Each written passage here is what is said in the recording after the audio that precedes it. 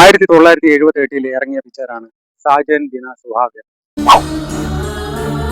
കാര്യം പറഞ്ഞ അന്നത്തെ ആ ട്രെൻഡിങ്ങില് രാജേന്ദ്ര കുമാർ ആവട്ടെ ഒരു പീക്കിലുള്ള സമയമാണ് പുള്ളിക്ക്. പിന്നെ നൂറ്റാനുണ്ട് അതിൽ, പിന്നെ പത്മിനി കൊലാപുരി എന്ന് പറഞ്ഞ ഒരു ചെറിയ ചൈൽഡ് ആർട്ടിസ്റ്റ് ആണ് അതിലൊരു എൻട്രി കൊടുത്തിരിക്കുന്നത്. മുമ്പേ ജോലി ചെയ്തിട്ടുണ്ട്.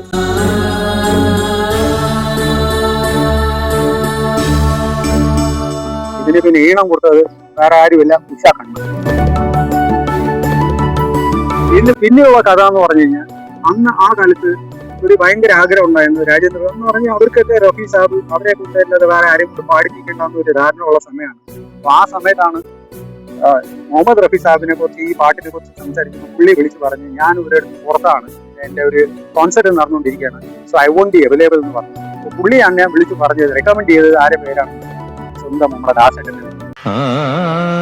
പുള്ളി പറഞ്ഞു ചിലപ്പോ ഞാൻ പാടിയാലും എനിക്ക് അതിൻ്റെതായ ഒരു ഇമോഷൻസ് ഈ പാട്ടില് ഒരു ബ്ലെൻഡ് ചെയ്യണ ഇതുണ്ട്, അത് ആർക്കും പറ്റില്ല, അത് എന്നെയും കൊണ്ട് പറ്റില്ല എന്ന് പറഞ്ഞു ഇങ്ങനെ യേശുദാസിൽ നിന്ന് വിളിച്ച് സംസാരിച്ചു കഴിഞ്ഞു.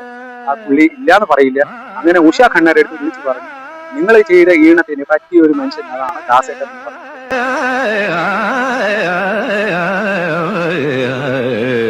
കമ്പോസ് ചെയ്യുന്ന സമയത്ത് ദാസേട്ടനായിട്ട് സംസാരിച്ചു.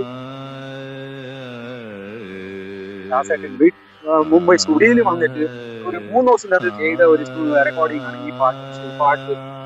ഇതിന്റെ മനോഹരമായിട്ട് എഴുതിയ ഇവരുടെ ഈണത്തിൽ ഈ പാട്ട് ഇന്നും മനുഷ്യന്റെ മനസ്സിൽ കിടക്കണ പാട്ടാണ്. പാട്ട് വേറൊന്നുമില്ല.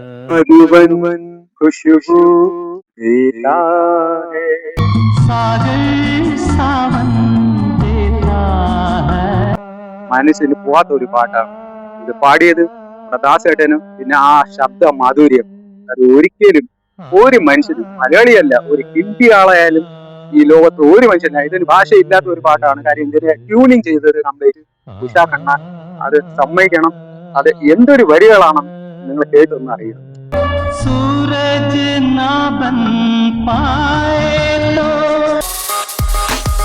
MBM Malayalam Beats Mumbai.